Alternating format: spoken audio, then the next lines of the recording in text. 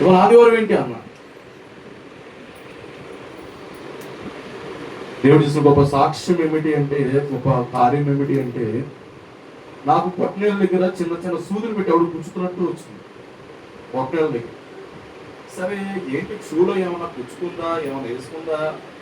ఆ రోజు ఊరిలో వచ్చి రేపల్లి వచ్చిన తర్వాత షూ పొద్దున్న వేసుకుంటే సాక్స్ లేకుండా వేసుకున్నా. షూ ఏది పుచ్చుకుంటుంది లోపల, ఏ గుచ్చి మొత్తం షూ ఉంటుంది, ఎక్కడైనా దొరకలా నాకు. ఆ రోజు ఎంత ఉంది, తర్వాత నెక్స్ట్ డే ఉంది, ప్రభావ సహాయం చేయనా సాక్షి చెప్పుకోలేము. అంటే మనకి ఎదురవుతుంది ఏదైనా సరే, దేవుడు దాన్ని తప్పించగలిగిన వాడు. హల్లెలూయా.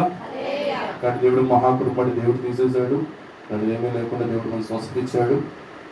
దేవుడు చేసిన గొప్ప కార్యాలను బట్టి దేవుడికి స్తోత్రం చెల్లిద్దాం. హల్లెలూయా, హల్లెలూయా. మంచిది.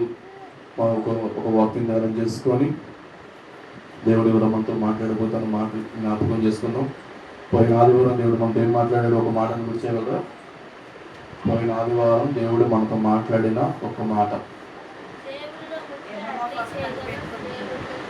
యెహోవా కొరకు అదే చెప్పింది. అది బుధవారం చెప్పారు.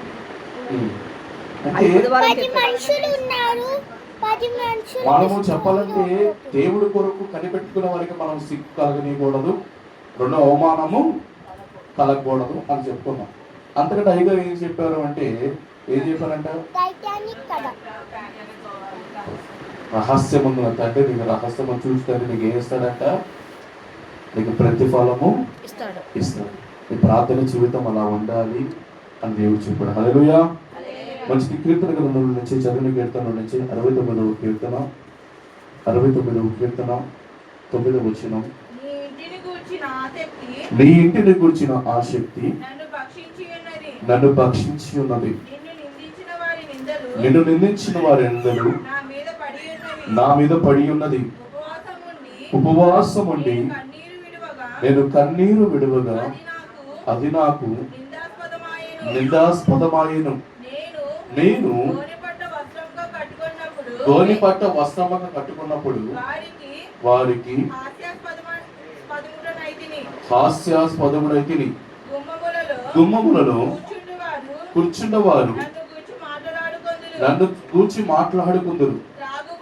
త్రాగుబోతులు నా గురించి పాటలు పాడుతారు. హల్లెలూయా, హల్లెలూయా. ఇక్కడ జాగ్రత్తగా వినండి. ఈ కీర్తన గ్రంథం రాసినది ఎవరు అంటే దావీదు గారు రాశారు. ఎవరు రాశారంట? దావీదు గారు రాశారు. రెండు, దావీదు గారు ఎందుకు రాశారు అంటే జాగ్రత్తగా వినండి, తన హృదయంలో ఉన్న బాధతో రాశాడు. గుర్తుపెట్టుకోండి. మరి ఎలా రాశాడంట? హృదయంలో ఉన్న బాధతో రాశాడు. చెప్పాలంటే అప్పటికే తను ఏదో ఒక బాధలో ఉన్నాడు. ఆయన దావీదు గారు చాలా బాధలో ఉన్నాడు. బాధలో ఉండి కీర్తన గ్రంథం రాశాడు. ఎలా రాశాడంటే మొదటిగా ఏం చెప్తున్నాడంటే 69వ వచనం, మొదటి వచనంలో, దేవా జలములు నా ప్రాణం మీద పొరులుచున్నవి, నేను రక్షింపము. నిలుక ఇయ్యని అగాధమైన దొంగ ఊపిలో నేను దిగిపోవచ్చున్నాను. అగాధ జలములలో నేను దిగబడి ఉన్నాను. వరదలు నన్ను ముంచి. అంటే ఆయన చెప్తున్న మాట ఏమిటంటే, జలములు నా ప్రాణం మీద పొర్లుచున్నవి, నన్ను రక్షింపుము. అంటే నిజంగా ఆయన నీటిలో మునిగిపోతున్నాడా? జాగ్రత్తగా కొద్ది విషయం.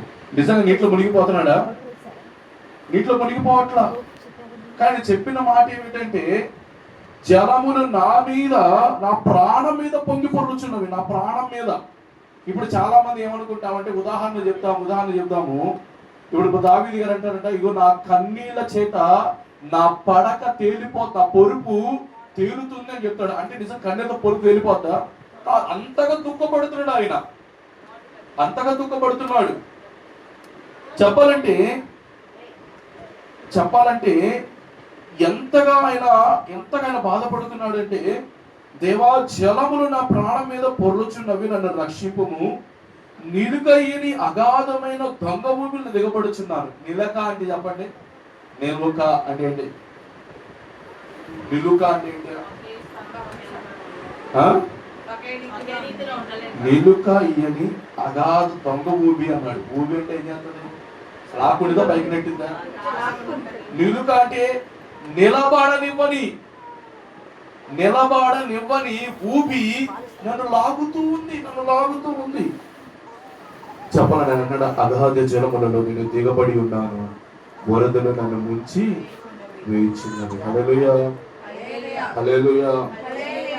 నిజంగా ఆ విధంగా మాట్లాడుతూ దావీదు గారు తన బాధ చెప్పుకుంటూ ఒక మాట మనకు గుర్తు చేస్తున్నాడు. ఏం గుర్తు చేస్తున్నాడంటే, నీ ఇంటిని గూర్చిన ఆసక్తి నన్ను భక్షించుతున్నది, నిన్ను నిందించిన వారి నిందలు నా మీద పడి ఉన్నవి. ఇప్పుడు నీ ఇంటిని గురించిన ఆసక్తి అన్నాడు. ఎవరింటిని గురించి? అసలు దావీదు ఎవరింటి గురించి మాట్లాడుతున్నాడు?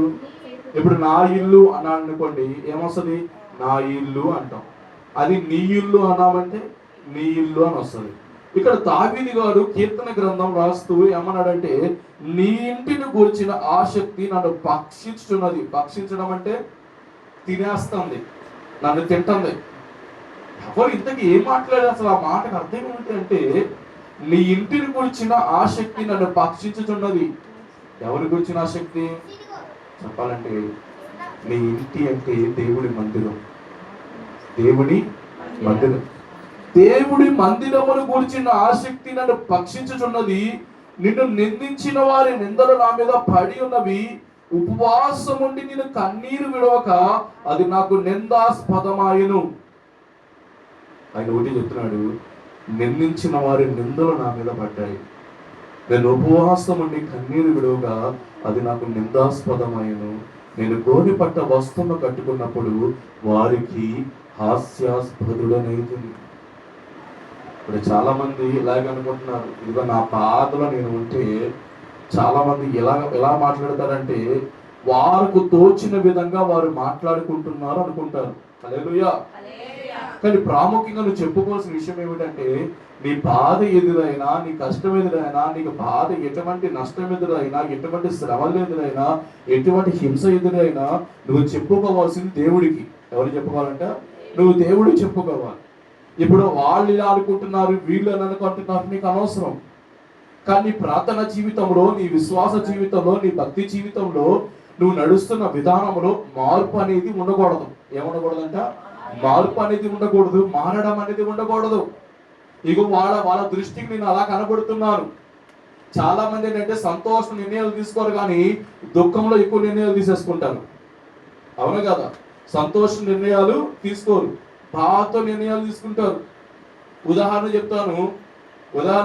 ఒక మందిరానికి వెళ్ళే ఇద్దరు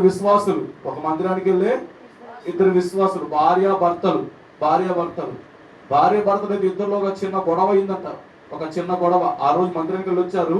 పొద్దున్నే ఏదో గొడవ అయింది భార్యకి భర్తకి. పిల్లలకి ఎంత ఏజ్ అంటే 3 సంవత్సరాల వయసు. ఇద్దరు పిల్లలు అనుకుంటే 3 సంవత్సరాల వయసు. ఇద్దరు గొడవ అయింది. ఇద్దరు గొడవ అయితే చేయవలసిన పని ఏమిటంటే, నిజంగా కుటుంబాల గొడవలు జరుగుతున్నప్పుడు చేయవలసిన పని అంటే ప్రార్థన చేయాలి. ఏం చేయాలంట? ప్రార్థన చేయాలి. మోకాలేసి ప్రభువాని ప్రార్థన చేయాలి. గొడవలు పడుతున్నప్పుడు ఎప్పుడైతే ప్రార్థన చేసుకుంటామో ఆ ప్రార్థన సమాధానం దేవుడు ఖచ్చితంగా ఇస్తాడు. అక్కడ గొడవ జరుగుతుంది అంటే అక్కడ ఎవడు ఉన్నట్టు తెలుసా మీకు? అక్కడ సాతానుగాడు ఉన్నట్టు.